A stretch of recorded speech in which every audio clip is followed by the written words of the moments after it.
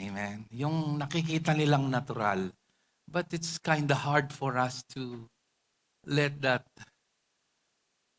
out. That's why the Bible says, work out your salvation with fear and trembling. What is inside should be manifested outside. It should resonate outside. So this is not something we do. This is something we receive. Make no mistake, any preaching, listen to this, leading you to do your assignment and pointing you to what you need to do or what you need to comply is not the gospel. It uh, it compels you to go the other way because of the weakness of our flesh. So make no mistake, you don't need to make an effort to be like him because the moment you try to be like him, that is the moment you will become like the opposite, the enemy. We're not meant to do things, we're meant to believe and obey.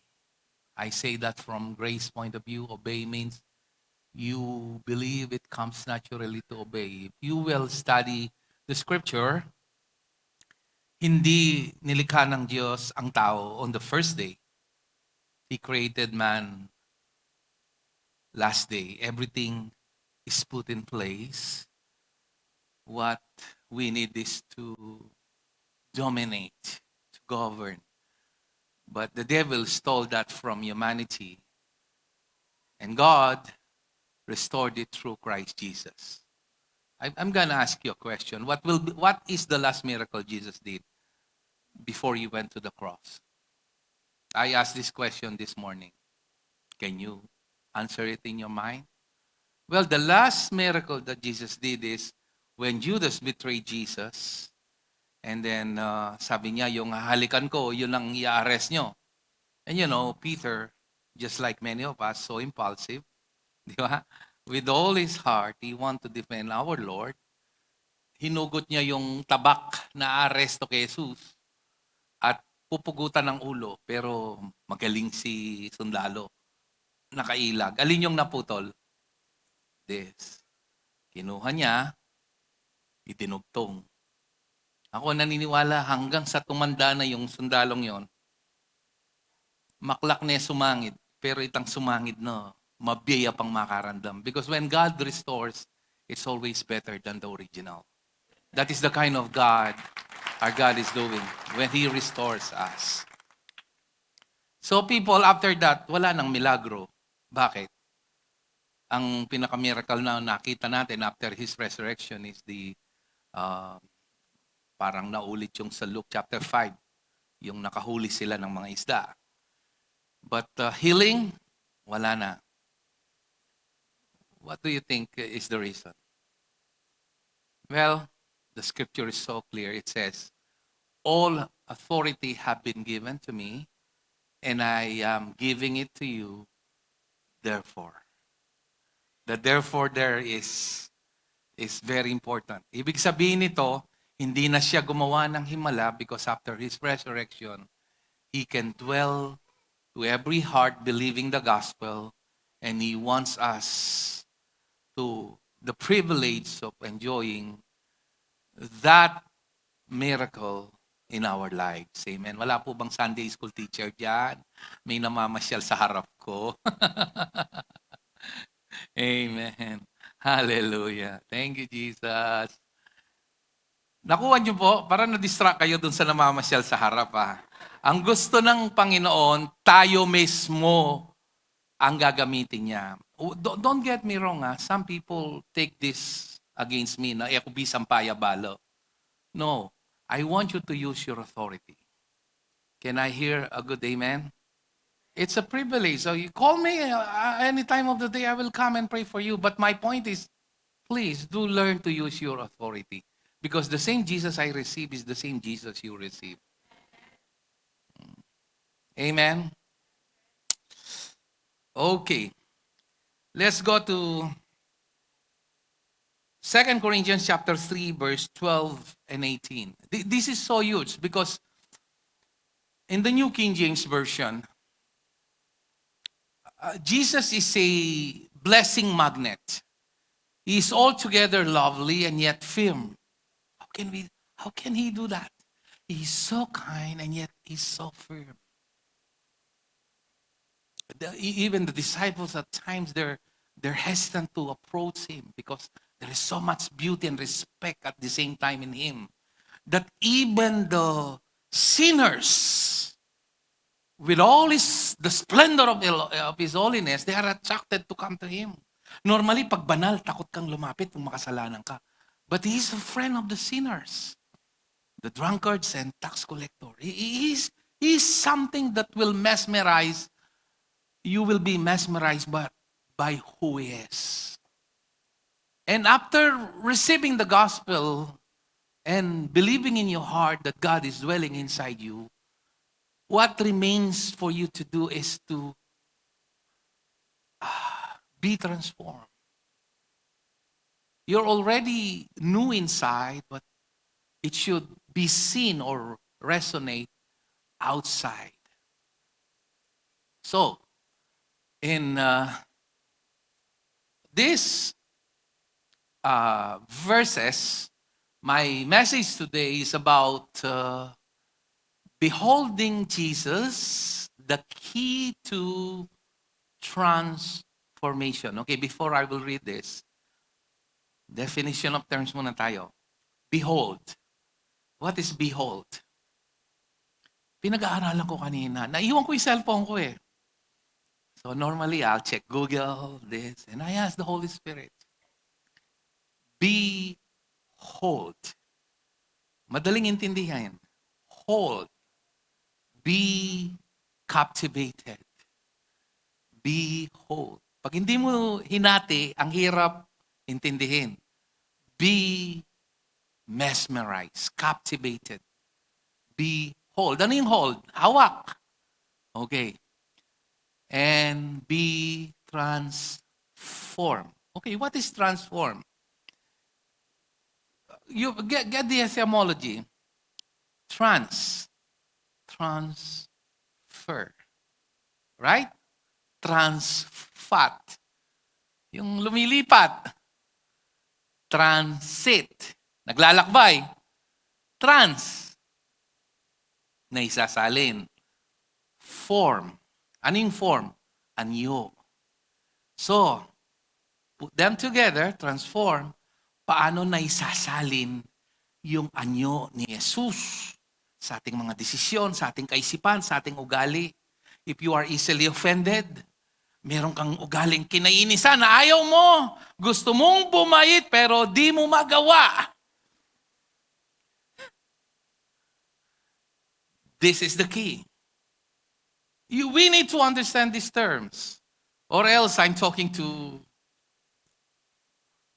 wasting my time talking. We need to understand. Because the message says, beholding Jesus, the key to transformation. Okay? It will be in alignment with His form. Okay. So are you ready? 2 Corinthians 3:12, therefore, since we have such hope, we use great boldness of speech. Unlike Moses, who put a veil. What is veil? Belo, takip. Dahil minunang matwa po ta si simbala, pakabelo lang, makatakap lalo pa. Okay? So this is a figure of speech. It's not necessarily literal veil, pero takip, spiritually, over his face so that the children, but here in this verse, he's talking a literal veil. He needs to cover his face after Mount Sinai because he encountered Jehovah, no, the consuming fire. That the children of Israel could not look steadily at the end of what was passing away. Verse 14.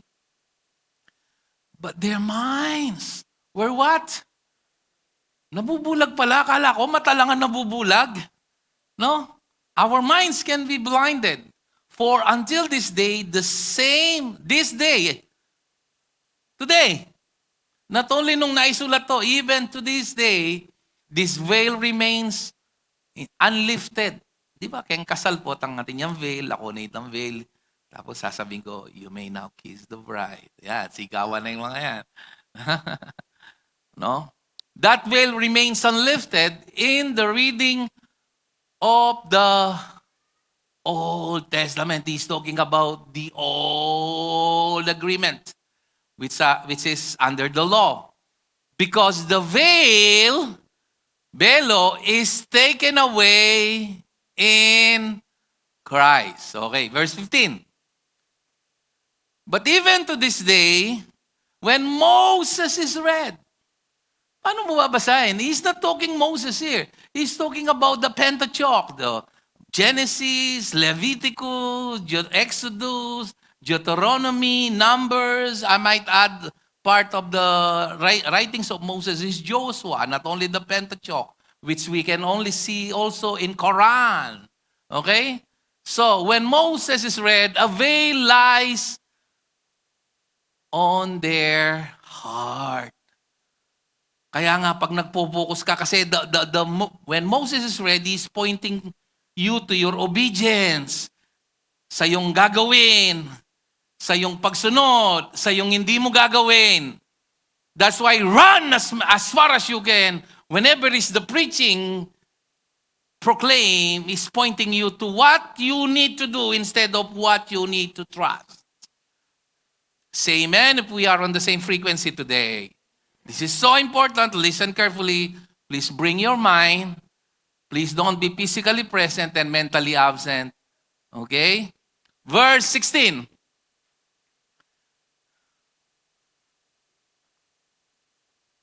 Nevertheless, when one turns to the Lord, instead of what you do, you turn to the Lord from here to there. Anong nangyayari? Pakibasa po. Is taken away. How? Verse 17.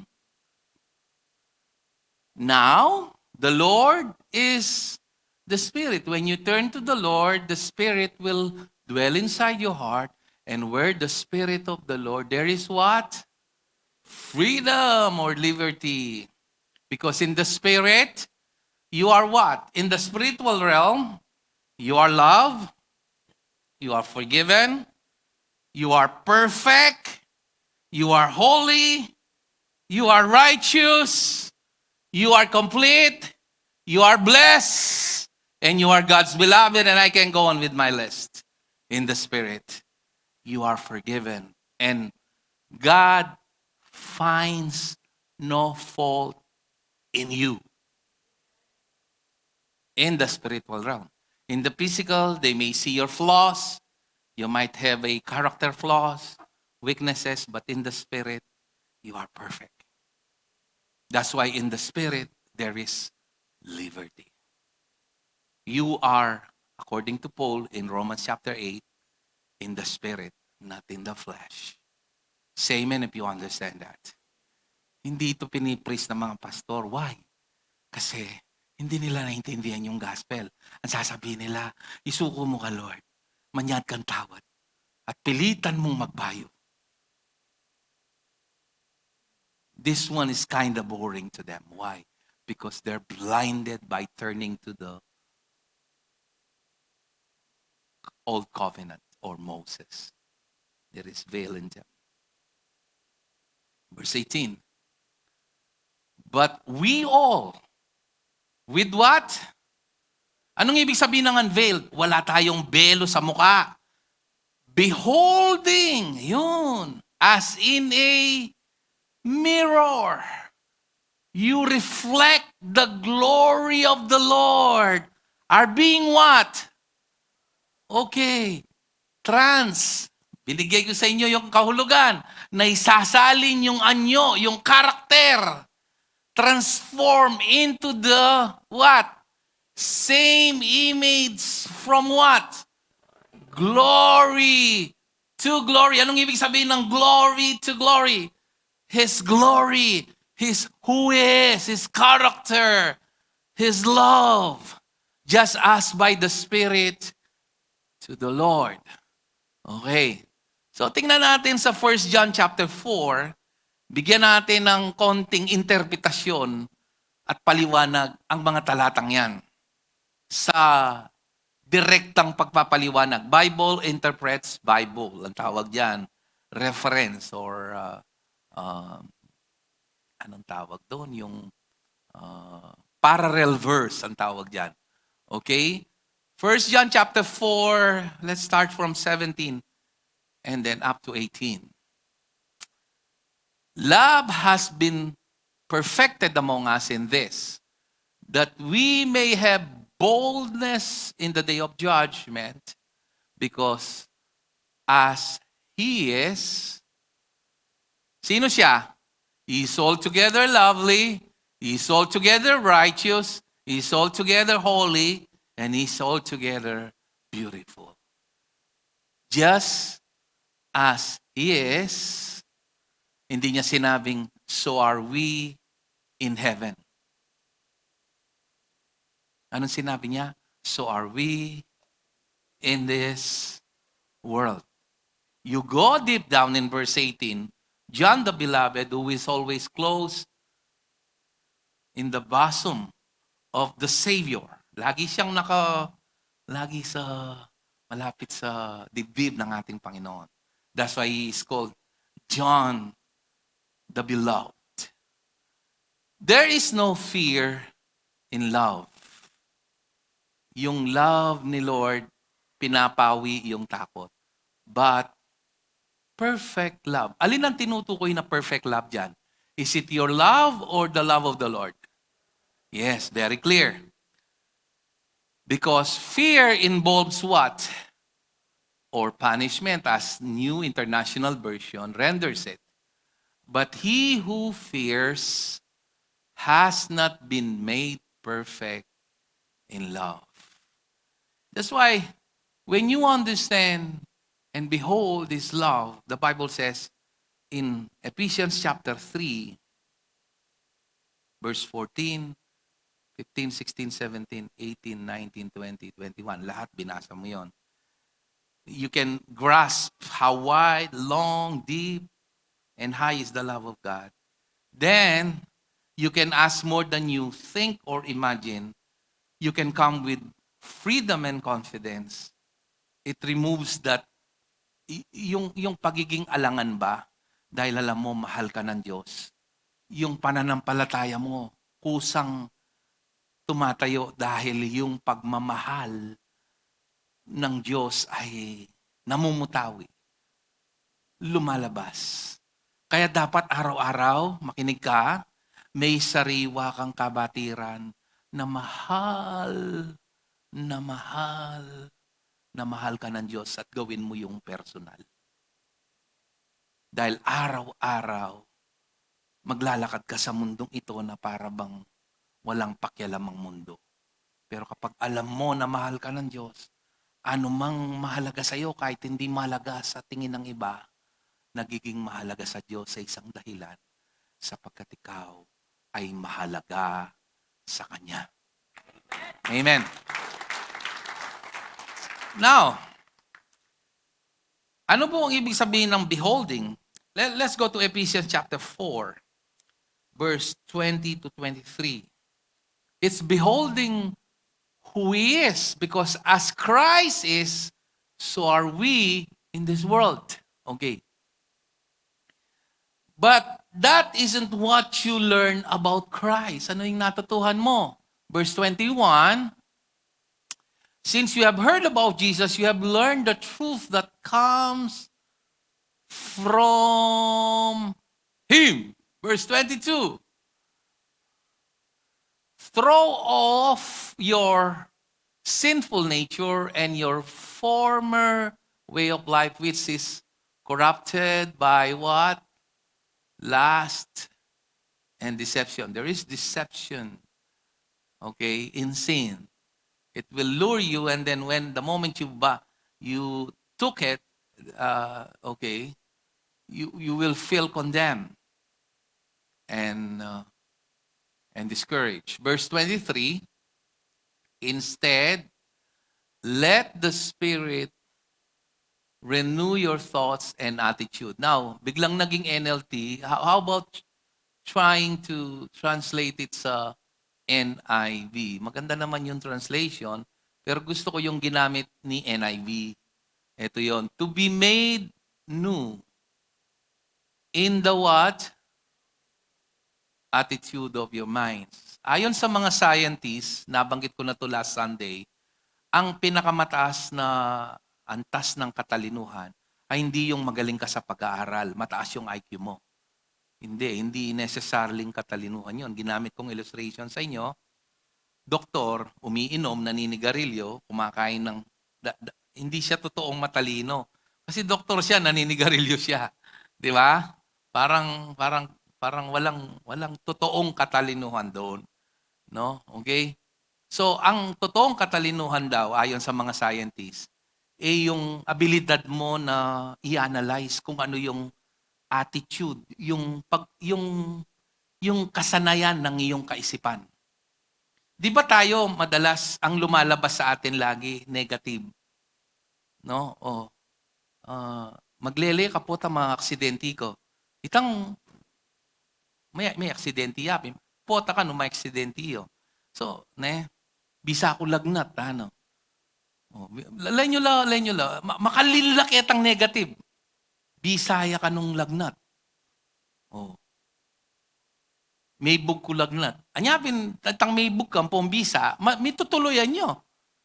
Maglele, pota, maksidente ko. May aksidente yapin. Kasi pota yana Mamagasayo. Laway nyo rin utak mo, makalilak yung negative. Mamamatay ko kayo dano paano. Mete na akong dano paano. Nambri na sabyan. Na? Wow. O mamamatay ka. Dahil kayo dano mo. Are you getting all this? This is the pattern of this world. We are lean to pessimism. In mong problema, our mind cannot recognize what is being negative or ang tawag doon, may tawag dyan yung antagonist, no? Cynical. Ano pang word doon? Yung parang nangungutya. Anong tawag doon? Yung, help me. You being sarcastic. That's the right word. Your mind cannot process that. Any negative things you speak, your mind cannot process that. So be careful with your words. Okay? So, it's the attitude of our minds that counts. In what? Verse 24. It's really connected. Because there is semicolon there. And to put on the what? New self. To be made new, believing you have this new self today, created to be like what? In what? And you are created in holiness, in true righteousness. Kasi ito yung problema ng maraming mga ngaral ngayon. Ang tawag nila dyan ay practical righteousness at saka yung positional righteousness. That's religious BS. Nanggigigil ako sabihin yung word na yun pero bawal dito sa pulpito. Kasi wala naman sinasabi ang Biblia na practical at saka positional. That's religious garbage. That's the religious BS. Ang tinuturo ng Biblia, He created you in what? God sees you as the real thing. You are truly righteous, not on the virtue or basis of your accomplishment, but on the virtue and basis of what Jesus did for you at the cross. Yan ang problema ngayon. Nagkakaroon ng nag-uumpukang paniniwala. There is this cognitive dissonance because they're trying to use terms that are not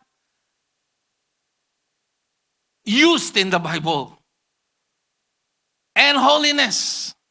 So the attitude of your mind is this. You may fall 1,000 times. You may fall 1,000,000 times. You may fall 1,000,000,000 times. You may fall 1,000,000,000,000 times until you're tired and sick of all you're falling. Still, until you believe that you're still truly righteous and holy, you will not grow in your faith. Because growing is kind of messy.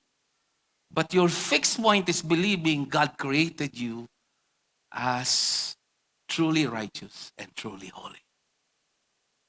So when you embrace that, when you behold that, di ba? What a man think, so is he. Napakalaga na kung ano yung... By the way, akala natin kung minsan, yung isip natin, tayong nagmamanufacture ng kaisipan. Gusto niyong malaman yung totoo? Scientists discovered that we don't create thoughts. We are like cell phone. We are receivers. Hindi kaya mo mapansin, baka pang may nalangin, kagising mo nga ba? Ayok na, milyari, may pray ko pa na abing yun, tarok ko isipan ngayon eh. Those are thoughts. Parang sa cellphone. Hindi mo mapigilan na si NTC magbigay ng alerto sa'yo. Kahit anong gawin mo, hindi mo mapigilan dahil pag ayaw mong kausap yung tao, unless si blackmail eh. Pero papasok at papasok yung call. Kahit yung mga advertisement, sabi nila, malilimit nila pag nag-register na tayo, di ba? Oh, in-scam tayo. Mas maraming advertisement ngayon. Kasi may kopya sila ng ating registration. Budol talaga. Di ba? Ganon din tayo. Ganon din yung kaisipan. Pumapasok yan. Labas-masok yan sa'yo. That's why it's up to you to decide. It's either this place can be a place of honor or it can be a garden of the devil to sow negative thoughts in your mind. And thoughts, by the way, can only be overcome by another thoughts. And the Bible says his thoughts, God's thoughts, are better than our thoughts. And his thoughts are his word. Because it says here in John 6:63. Are you enjoying this lesson? Sana naging malinaw sa inyo, no? Sabi ni Jesus, anong topic natin? Beholding Jesus, the key to transformation. Form. The Spirit gives life. The flesh counts for nothing. The words I have spoken to you are what? Spoken are spirit and life. Spoken.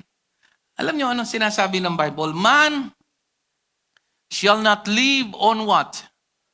Bread alone. But on every word that comes out. Live. The word there is live.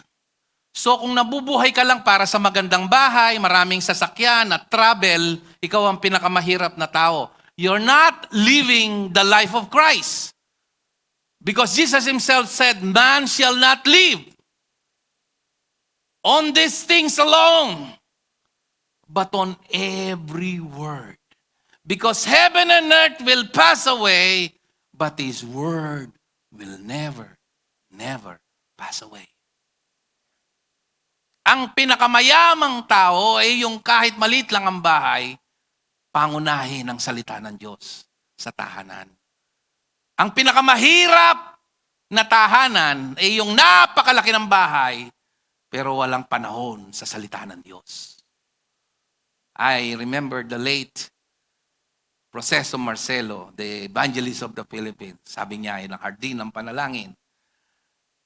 Kung wala kang Bible, sabi niya, Pagbili mo yung bahay mo at bumili ka ng Bible, mas maganda na may Bible na walang bahay kaysa may bahay na walang Bible. Of course, he is exaggerating. Today, you don't need that. It's just a click away application. But there is a point there.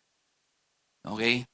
So, go to John 15, verse 7. Atras ka muna ng 3. Okay. 15:3. Eme tataya. Okay? Bota dinala niya babo ang ay magpatutuko. Magpatutuko po. Tinod ko po weting 15 babo. At impuan niyang misan. Tinig doyo. Ekbal mo ka na anong kayang ipara.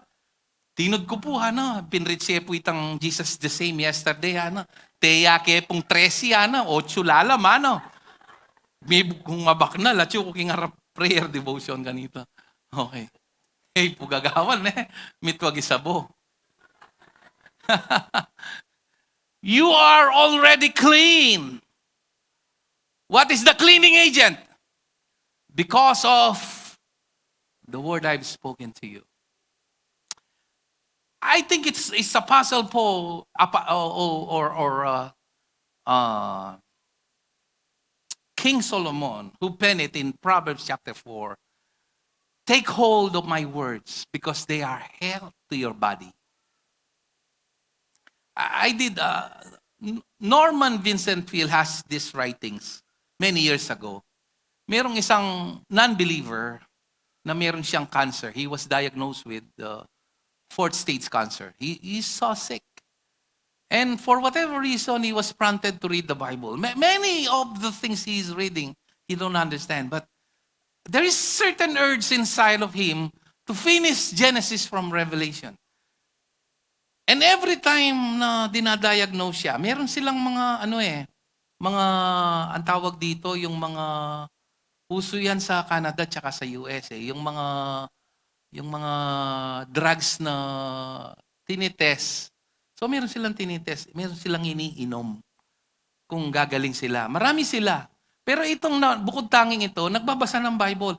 And what surprised them, yung mga iba, hindi umepekto yung trial na drug testing sa kanila. Pero siya, kada chine-check siya, bumababa, nawawala yung cancer. Hanggang sa tinanong siya, bakit ikaw lang yung nagkaroon ng magandang epekto, yung mga kasama mo hindi? You might be surprised and you won't believe this, sabi niya. Every day I read the Bible. There is something in the Bible that when you read it, it brings life, even if you don't understand it. That's why the devil will use any distraction para ka magatin. Ampong ka makirandam. Ampong matudtud ko. Karakal pituturan at kin church. Buri sabihin natin, demonyo ligid-ligid kayo ko. Balang pangalamira ko, botang mag-presay, pastor. Don't do that. Say amen if you understand what I'm saying. Now you jump to verse 7. If you remain in me and my what? Words. My words. Yung remain in me, walang problema dyan Accomplished na yan before the cross is this Pero bakit dito in-emphasize yung if you and my words? Naalala nyo yung parable of the sower? Ilang lupa yung nandoon? 4. Yung isa nahulog sa batuhan, sa alongside the street. The second, yung may mababaw na lupa na may batuhan sa ilalim. Yung ikatlo, yung puno ng tinik. And the 4th is the good soil. I will not deal with the 3, the first one. Ano yung nangyari doon sa naihasik sa tabi ng daan? Sementado. Ang sabi, kinuha ng ibon at tinuka, kinain. Hindi maintindihan ng mga disciples. Lord, will you explain to us? Sabi ni Jesus, these people are like in the book of Isaiah. Nakikinig sila pero wala silang naririnig, naintindihan. Tumitingin sila pero wala silang nakikita. Or I will heal them. It is connected to healing. Napansin niyo si Jesus, yung lifestyle niya, hindi siya magpapagaling kung hindi muna nangangaral ng salita ng Diyos. Mangangaral siya, after that, people will have faith and then, boom, healing is taking place. Madalas, yun ang kanyang pamamaraan. Or I will heal them. Anong ginawa? Anong paliwanag ni Jesus? Ito yung mga tao na nakikinig pero ninanakaw ng dyablo yung kanilang naririnig. Anong ninanakaw ng dyablo? The devil came to steal, to kill and destroy, but I have come to give you abundant life. Anong ninanakaw ng dyablo? Yung salitang naririnig mo. Dahil ang salitang naririnig mo, nagaling sa Diyos, hindi opinion ng pastor, kundi salita ng Diyos. Nagbubunga ito ng himala. Balikan natin. If you remain in me and my words remain in you. Ang ganda Parang blank check. Ask whatever you wish and it will be given you. The Bible says, if we knew the will of God, we ask in accordance with His will, and whatever we ask, He gives. 1 John chapter 5, verse 4.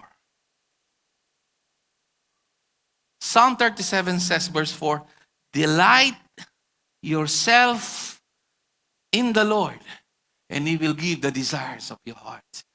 The proper interpretation there is when you delight in His word, of who He is, you remain in His word, even your desires are changed. Okay. John Piper said something like this. Paano natin malalaman, sabi niya sa pagsasalita niya sa salitang Ingles, yung kalooban ng Diyos. Di naman sinasabi sa Diyos, sa Bible, kung sino yung magiging asawa natin. Di naman sinasabi ng Bible kung anong kursong kukunin natin. Di naman sinasabi ng Bible kung anong ulamin natin bukas. Di naman sinabi ng Bible kung saan tayo titira.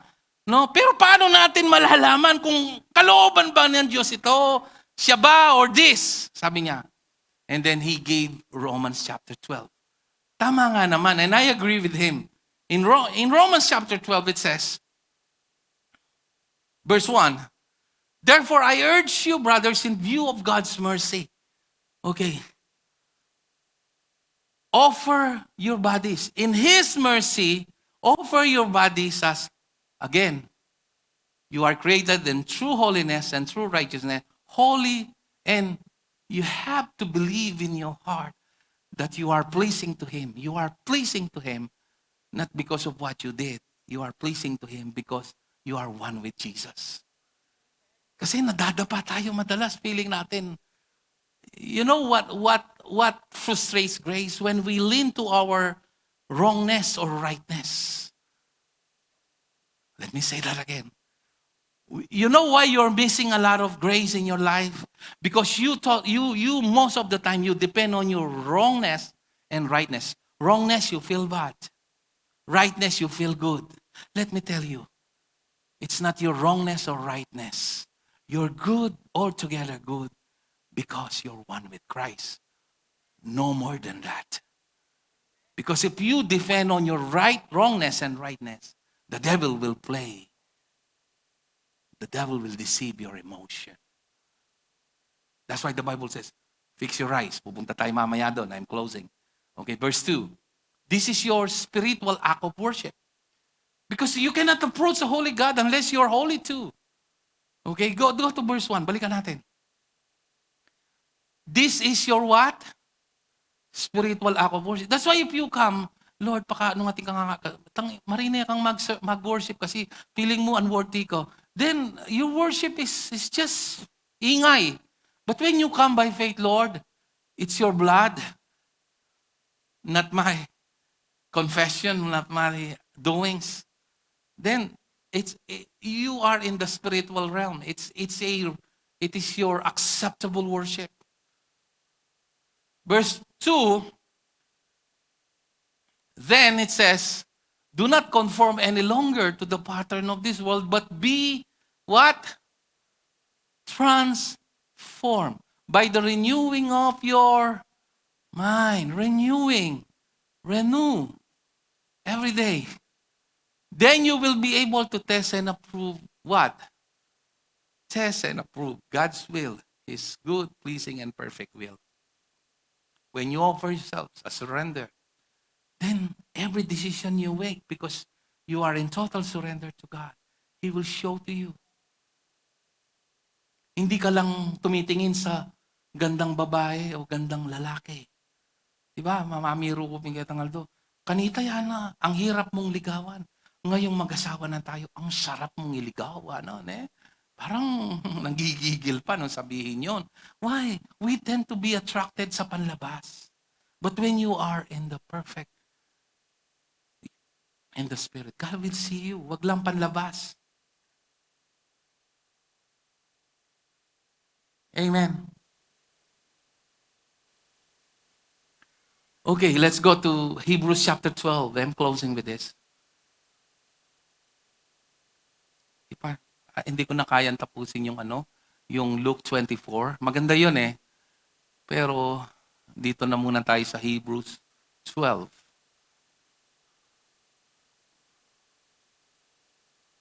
Therefore, since we are surrounded by such great a cloud of witnesses, let us throw off everything that hinders. Everything that hinders.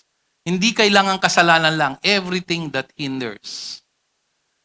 Okay?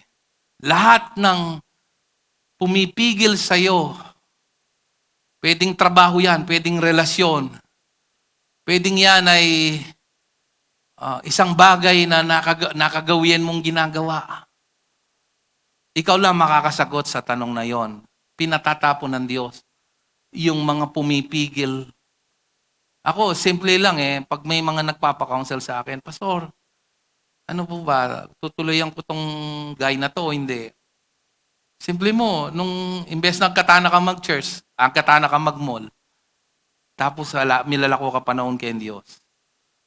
It doesn't take rocket science to figure that out. Can I hear a good amen? Okay, but nano ko pa gagawa? Milalako ka keng patulo, milalako ka kapayapan. Istong manabaya ka, Lord, makapagpalaut keng kang relasyon keng Ginoo. I don't care nung O'Brien o relasyon niyo. Say amen. Ang po karetang gagagad makisawa, sinabi na yung Bible, those who will marry will face many trouble in this world. Amen. I'm saying this to spare you for many troubles, sabi ng Paul. Makisawa ko po, sige. At naman talagang, pero nung iwa pigilan kaya sa akin may kasawa kayo, makisawa kayo, Ne? Nananitang t-shirt, no boyfriend, no problem, tama nga naman siya. May pulakpak, may hugot ba? Nakita ko lang sabi niya, no. Okay. And the sin that so easily entangles. And let us run with what? Perseverance, race mark out for us. Okay, go. Verse 2. Let us fix our eyes on Jesus. That is beholding. Fix our eyes on Jesus. Whatever you do it all for the glory of God. The author and the what? Who for the joy set before Him. Joy set before Him. Kung makita niyo yun, the joy set before Him. There is this joy. Sino yung joy na tinutukoy doon? Ikaw at ako. Nalalapit sa Kanya. That is, at yung mga kikilala pa, endure the cross. Its scorning, its shame. Parang bahala niya to. And sat down at the right hand of the throne of God. Ito yung matindi sa verse 3. Consider Him who endured such opposition from sinful men so that you will not grow weary and lose heart. Nahihirapan ako, Lord. Sabi ko, ipakita mo sa akin to. Ang hirap namang mag-connect nitong verse na to sa verse 2. Paano consider? Paano magbibigay ng kalakasan sa akin ito? And then the Lord ma showed mercy on me. Consider him who endured such. He endured for you and me so that you will not endure what he endured. Are you listening? He died young that you might live long. Hindi siya nag-asawa para magkapamilya ka. Tinanggihan siya para tanggapin ka ng Diyos ng walang kondisyon. Nilibak siya parang kahiyan mo hindi mo bitbitin. Binitbit niya. He endured. That's why when you contemplate on the cross, at the cross there lies your hope, your restoration and forgiveness. Consider He who endured such opposition so that you will not grow weary and lose heart.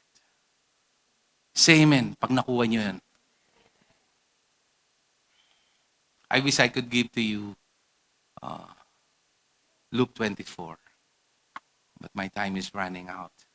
Today, beholding Him who He is. Look at this. This will be my final verse in Ephesians 1:6 in the New King James Version. Look at how the Bible used a particular word. That's why when you behold Him, you'll be transformed. Praise to the Father, to the praise of His what? Glorious grace. Grace is not a system. Grace, New King James, I said New King James. Grace to the praise of the glory of His grace. What is grace? And the grace of God appeared to all men. Okay, grace is Jesus. By which He made us what? He made us what? In the what? Very particular word. Nung bago siya mabautismo, no, may sumigaw, this is my what?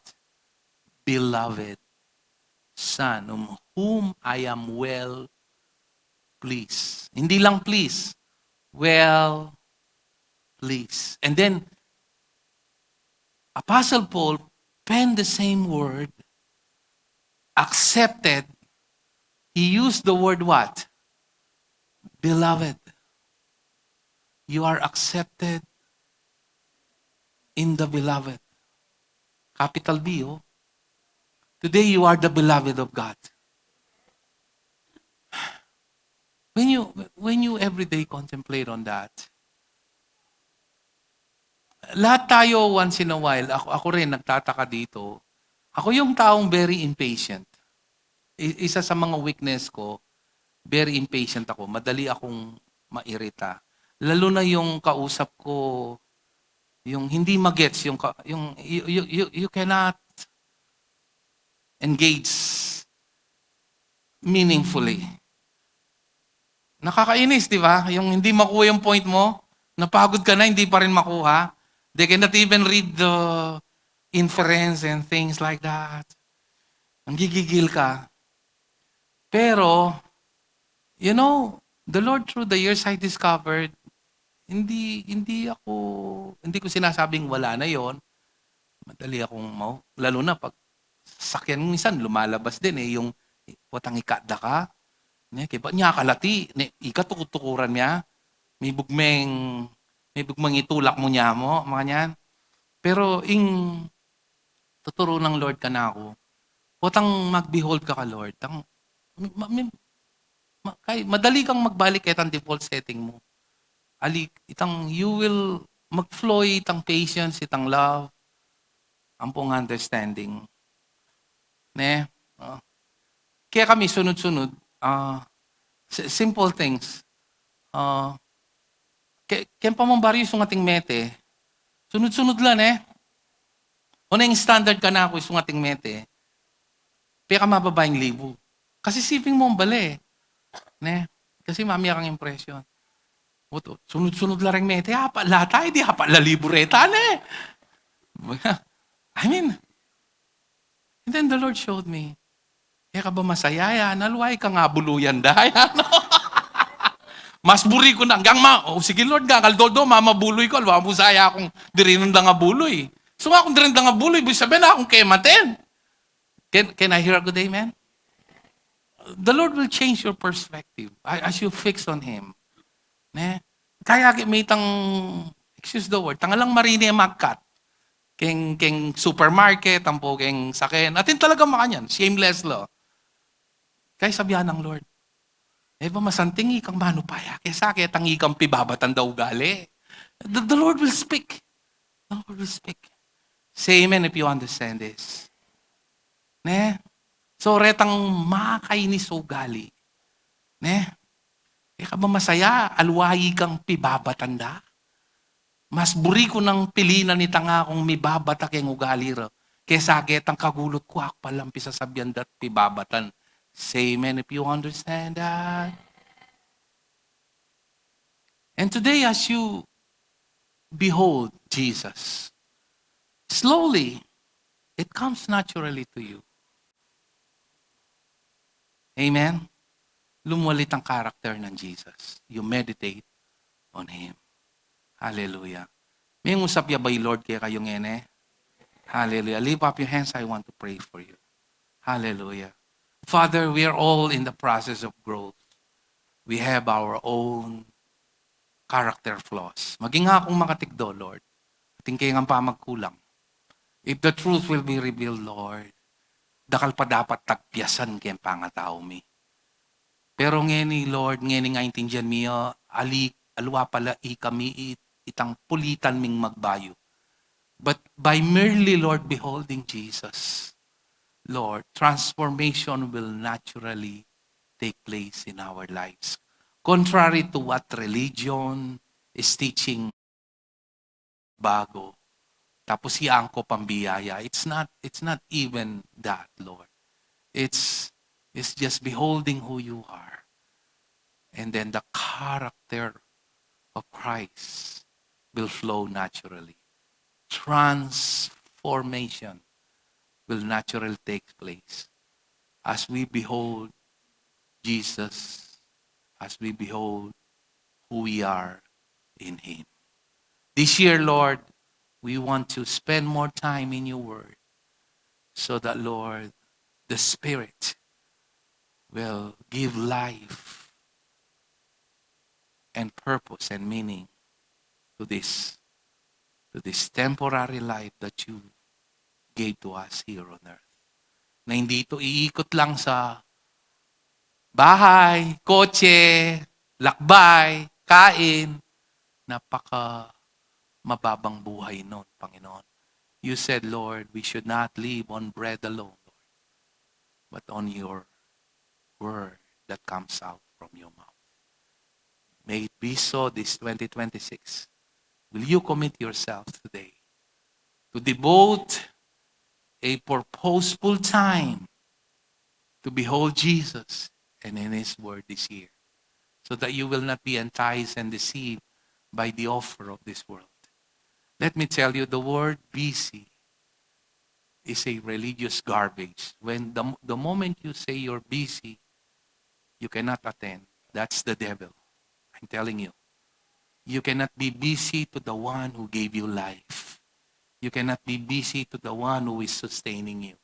You cannot be busy who is the reason why you are waking up every morning. And you cannot say you're busy, the reason why your heart is beating today. Lord, today, Lord, we take a radical commitment, Lord, to remain in your word. Not only every Sunday, but Lord, every day of our lives. In Jesus' name we pray, and everybody will say, Amen and amen.